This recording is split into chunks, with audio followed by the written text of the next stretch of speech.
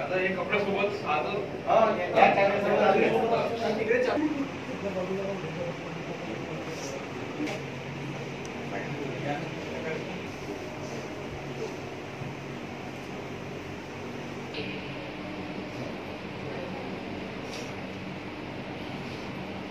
जिले का एक परिपक्व नेतृत्व जिन्होंने वर्षों तक कांग्रेस पार्टी पर निष्ठा रखी थी और 4 बार लोकसभा के नेतृत्व करने वाले सभी दलों को पक्ष विपक्ष सभी के लिए आदरणीय ऐसे व्यक्तिमत्व शांताराम जी पंडित का दुखद निधन हुआ है। बहुत बड़ी घटना हम लोगों के लिए है और वर्षों तक जिले का मैंने काफ़ी अध्ययन किया सिंगापुर जर्सी जिले का और मुझे लगता है कि इतना समझदार और सभी को समझने वाला बात करने वाला परिपक्व नेतृत्व शांताराम जी पंडित आज हमारे बीच नहीं है। साहित्य रही है या शिक्षा रही है या राजनीति रही है, धार्मिक कार्य रही है, समाज के कार्य रही है, सभी में उनका काफ़ी योगदान रहा है। विशेष करके राजनीति की सेवा शिक्षा क्षेत्र में और सांस्कृतिक क्षेत्र में, साहित्यिक क्षेत्र में, पत्रकारिता में उन्होंने अच्छा काम किया है।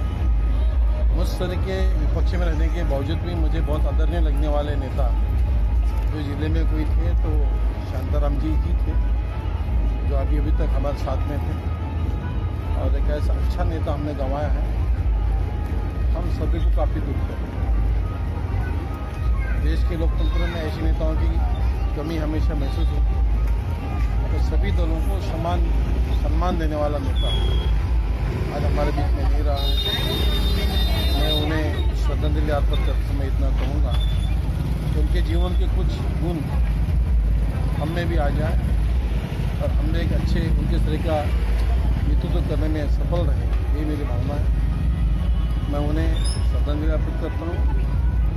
स्वर्गीय शांताराम पोटदुखेजी म्हणजे अजातशत्रू व्यक्तिमत्व। मी ज्या महाविद्यालयात शिकायचो त्या महाविद्यालयाचे ते अध्यक्ष। माझे वडील आणि शांतारामजी हे वर्गमित्र, एका शाळेत एकाच खोलीत एकाच वर्गात ते शिकायचे। 1989 मध्ये आम्ही दोघेही एकमेकाच्या विरुद्ध निवडणुकीला उभे होतो। खरं तर जेव्हा 2 उमेदवार हे 2 पक्षाच्या माध्यमातून उभे होतात निवडणुकीत, जाहीर सभेत एकमेकाबद्दल अपशब्द वापरतात असा साधारणतः निवडणुकीचा वर्गात आहे।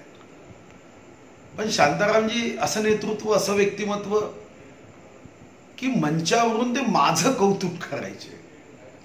स्वतः लोकसभेचे उमेदवार होते, मी त्यांच्या विरोधात निवडणूक लढवली, पण ते जाहीर सभेत सांगायचे की सुधीर माझ्याच महाविद्यालयात शिकलेला विद्यार्थी आहे, अतिशय चांगला विद्यार्थी आहे। याचा अर्थ त्यांचं हृदय किती विशाल होतं। 1989 ची मी निवडणूक हारलो, 91 ची निवडणूक त्यांच्या विरुद्ध हारलो। ते देशाचे अर्थ राज्यमंत्री झाले। मी दिल्लीत गेलो, स्वर्गीय प्रमोद महाजनांच्या घरी मुक्कामाने थांबलो होतो। मी त्यांना फोन केला की मी दिल्लीत आलो आहे आणि आश्चर्य की त्यांनी गाडी पाठवली। त्यांचा एक विठ्ठल नावाचा अनेक वर्ष आजही माझ्या माहितीप्रमाणे त्यांची सेवा करतो। त्यांनी माझं सामान स्वर्गीय प्रमोद महाजनांच्या घरून त्यांच्या घरी नेलं आणि आश्चर्य आहे की शांतारामजी संध्याकाळी रात्री मी येईपर्यंत वाट पाहायचे आणि माझ्यासोबत भोजन करायचे। मला वाटतं की असे राजकारणी दुर्मिळ आहेत। या जिल्ह्यामध्ये शैक्षणिक क्रांतीमध्ये त्यांचा मोठा वाटा राहिला। ते कधी कोणाबद्दल वाईट बोलले असं मला वाटतं की कोणालाही आठवणार नाही। कधीच कोणाबद्दल ते वाईट बोलत नव्हते। आपलं काम, आपला पक्ष, आपलं राजकारण या माध्यमातून त्यांनी या जिल्ह्यामध्ये एक स्वतःची छाप उमटवली। मला विश्वास आहे की आज जे दुःख या जिल्ह्यातील जनतेवर शांतारामजीच्या निंदाने झालं ते कधी भरून निघू शकत नाही.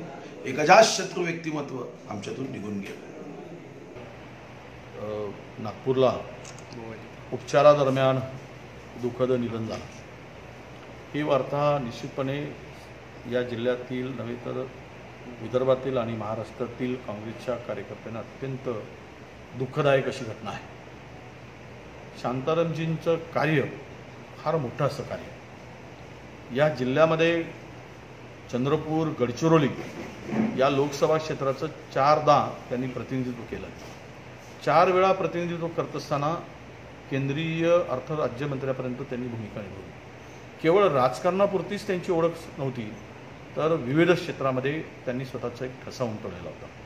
या जिल्ह्यामध्ये ज्यावेळेस शैक्षणिक सुविधांचा अभाव होता त्यावेळेस चंद्रपूर गडचिरोली जिल्ह्यातील तरुणांसाठी इंजिनिअरिंग कॉलेज ओपन करून हजारो तरुणांना इंजिनिअरिंग करण्याचं काम त्यांच्या संस्थेच्या माध्यमातून झालं आणि हजारो लोकांना रोजगारसुद्धा त्यांच्या प्रयत्नामुळे मिळाला.